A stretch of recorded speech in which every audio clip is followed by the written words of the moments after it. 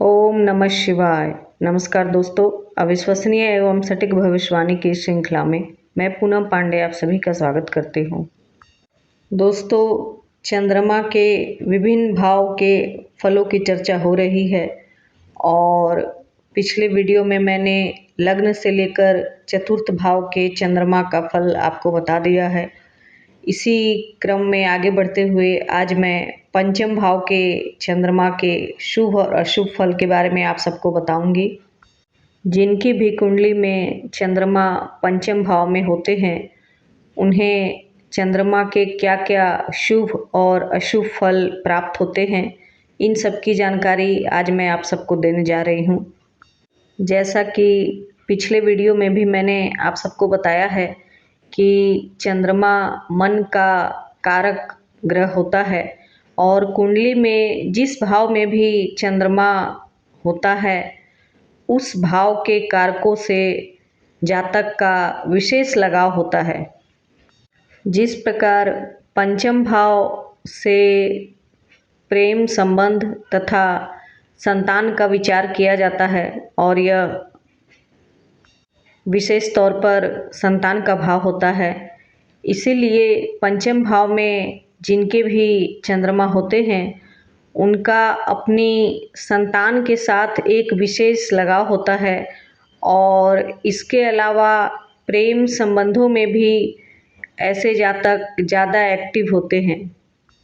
तो चलिए विस्तार से पंचम भाव के चंद्रमा के फल को समझते हैं।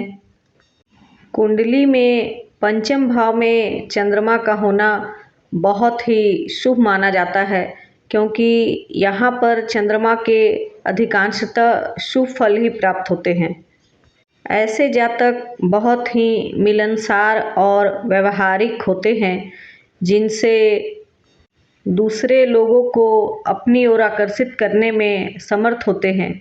इसीलिए इनके मित्रों की संख्या अधिक होती है। यह हमेशा मित्रों से घिरे हुए होते हैं।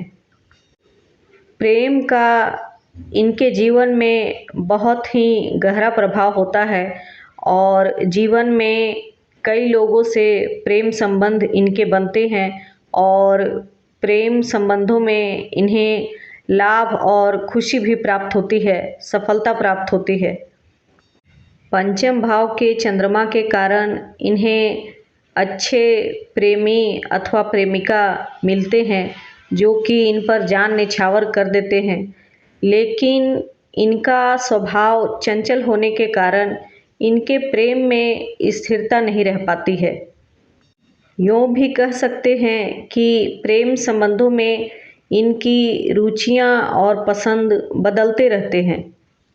फिर भी प्रेम संबंधों के लिहाज से ये भाग्यशाली कहे जा सकते हैं। अपनी संतान से इन्हें बहुत सुख प्राप्त होता है। इनकी संतान अपने माता पिता का आदर और सेवा करते हैं। पंचम भाव का चंद्रमा कम से कम एक पुत्री संतान अवश्य ही देता है। शिक्षा के मामले में भी ऐसे जातक जातिका बहुत भाग्यशाली होते हैं, क्योंकि बहुत आराम से इन्हें शिक्षा प्राप्त हो जाती है। कहने का अर्थ है कि इनकी शिक्षा में कोई बाधा या रुकावट नहीं आती है। शिक्षा के क्षेत्र में ये जितनी चाहे सफलता प्राप्त कर सकते हैं, बशर्ते कि विद्या में और विद्या अध्ययन में इनकी रुचि हो तभी। इनके मित्रों की संख्या अधिक तो होती ही है, साथ ही मित्रों से इन्हें लाभ भी होता रहता है।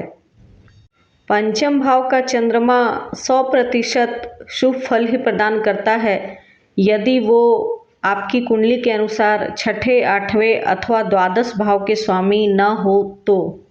यदि चंद्रमा छठे भाव का स्वामी होकर पंचम भाव में बैठा हो तो इस स्थिति में पेट संबंधी रोग होने की संभावना होती है। साथ ही किसी संतान की हानि की आशंका भी होती है। इसके अलावा प्रेम संबंधों में विवाद या लड़ाई झगड़े की स्थिति उत्पन्न हो जाती है। यदि चंद्रमा अष्टम भाव के स्वामी होकर पंचम भाव में बैठे हों तो इस स्थिति में भी संतान की हानि हो सकती है अथवा पेट की सर्जरी की नौबत आ सकती है। इसके अलावा यदि चंद्रमा द्वादश भाव के स्वामी होकर पंचम भाव में बैठे हों तो शिक्षा में असफलता तथा प्रेम संबंधों में असफलता का कारण बनता है। यदि पंचम भाव का चंद्रमा स्वग्रही या उच्च का हो तो शुभ फलों में अधिक वृद्धि हो जाती है।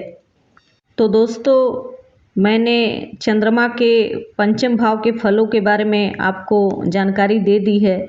इसके अलावा मैं आपको यह भी बता देना चाहती हूँ कि यहाँ पर चंद्रमा के साथ यदि किसी शुभ ग्रह की युति होती है तो शुभ फलों में वृद्धि होती है।